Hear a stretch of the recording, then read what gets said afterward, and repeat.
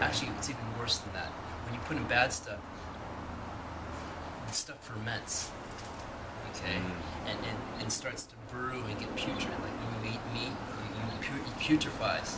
It brings maggots and flies when you just leave something out. When you take your own shit and put it out there, I've been places where there's not one fly, and I take one of these nasty ass poops, and all of a sudden, within 5 minutes, there's 100 flies. I can't even see my shit. It's like, where did it come from? Because shit attracts shit. Because we're all basically, the whole world is composting itself. It's continuing to digest like a big mushroom. That's why mushrooms are actually how life started. Okay, it was about auto-digesting what was already there through a fermentation process, that things want to age and degrade so life can move and evolve. This is the evolutionary principle of life, that thing has to go from one thing to another to reach higher, but somehow it still has to stand on the lowest part to be high, just like your feet. To get your head high, you need to have support, and that's why yoga, alignment, and bone structure is so key. And that the keys to life becoming, like, you know, I'm almost 50, and my body's a little differently aligned than an average 50-year-old, because most people's bellies are going out here and stuff because they got so much bacteria, yeast, and molds and funguses that are living on the shit that they've been putting in their body. And they're pooping. And they're pooping. And they're pooping. So they're, you know, they look at somebody's shit, let's say it weighs a pound, you know, over a third to a half is bacteria, and dead animals, so to speak, living on what was in there, because they digest it. No, we don't. We just throw it in there, and it moves along through gravity and movement. You know, like with yogi, when they stop eating, they just sit for hours. I find that when I start eating, I have to move for hours.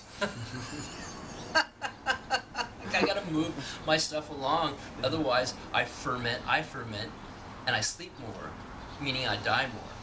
As a yogi, I can go for hours and not sleep.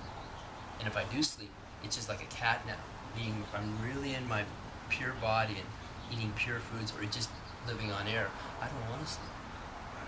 So it's a food-sleep equation. They actually equate themselves. You eat 3 times a day, you're going to be sleeping at least 8 hours a day.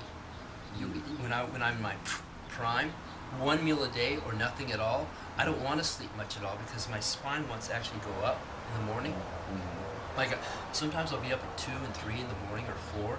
I want to actually start to meditate because the spine is actually just like a tree, wants to grow up and get this sap. You don't think I know health, and you shouldn't be watching any of these videos, but I know health like no one knows health because I'm a doctor of yoga, meaning I know yoga so much that my body is the testament or the playing field of the experiment, and I'm always experimenting and refining it, so I'm always still a student.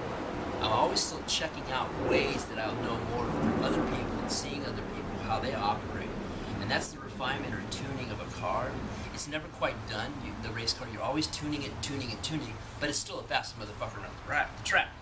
And that's what you want to do, keep tuning till it hums at a certain frequency that is the same frequency as the planet, as the cells, as the mitochondria. When you start to breathe and use a value within the breath that is a valuable frequency, like a cat purring, this is another very valuable element of this video, is when you start to purr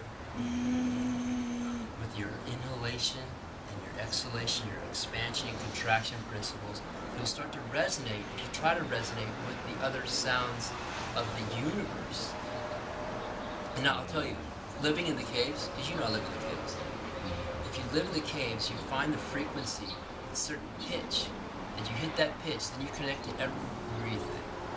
In our cities, it's very difficult because the EMFs and electrical magnetic fields, and I actually can pick up magnetic fields with these units. I can actually walk up to my computer or refrigerator and go, just walk back and go, walk way over to the tree, and you're like, oh, I'm grounded. You see, we're not grounded anymore.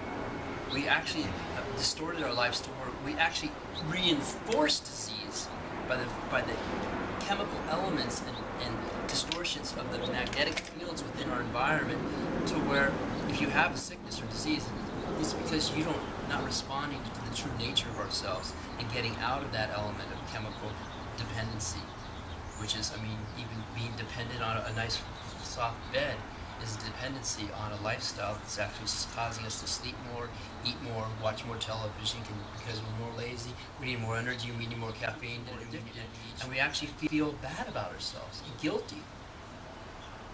And I actually feel that guilt of people feeling unhappy about what they've done yesterday, and they bring that into the next day, and that's why we're always unhappy. And I never think about suicide or being unhappy. I'm actually more blissful now, but when I was in college, I actually had thoughts of suicide every day. It was due to what I was eating, due to the rejection of society and people and humans and friends, and finding that I wasn't truly loved. Bottom line is love. It's the equation of love. And the education system isn't built on love. It's built on indoctrination. And competition. And memorization. But I'm telling you, we don't need to memorize anything. Remember I said about if you could take this one class, this 1 hour I'm going to share with you, to really understand your the class for your life at school. Look at nature. Understand nature on a very intimate level to where it's sharing with you what is inside you, because you are just the one with the awareness. You're just the observer of the chemical experiment of life on its grandest scale.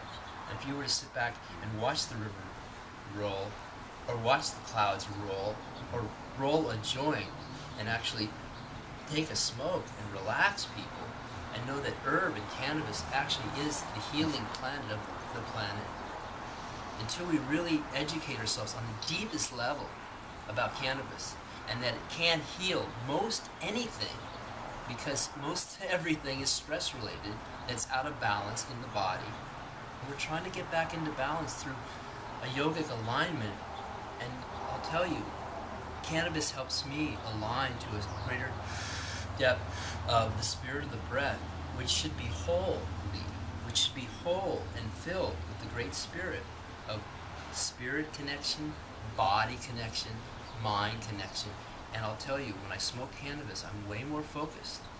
And in school, what is the most important thing about class? If there's a teacher and there's a student, what's the most important thing? The teacher and student relationship. Talking and listening.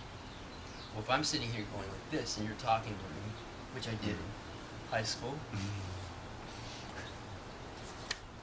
am I focused on the teacher? Attention.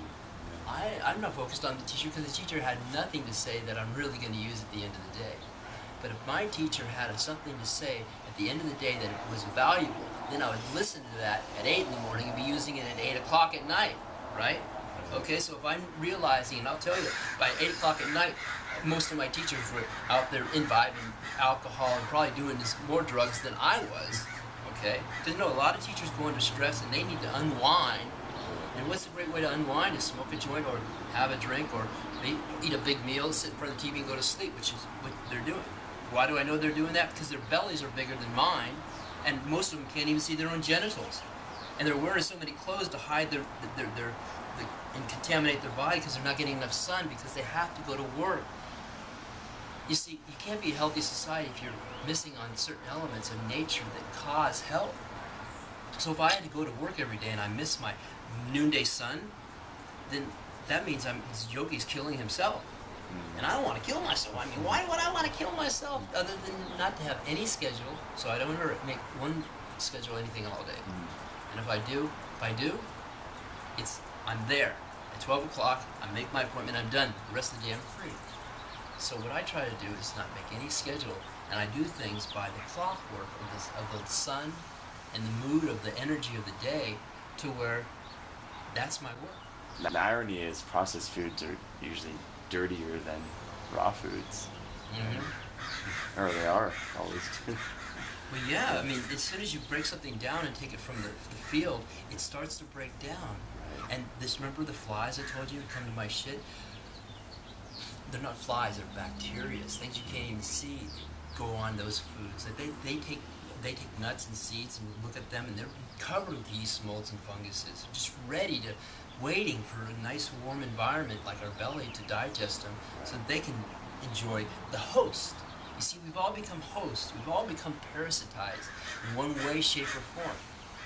And a yogi spends his entire life becoming so cleanliness is godliness. Understanding that you're just clean, like nature.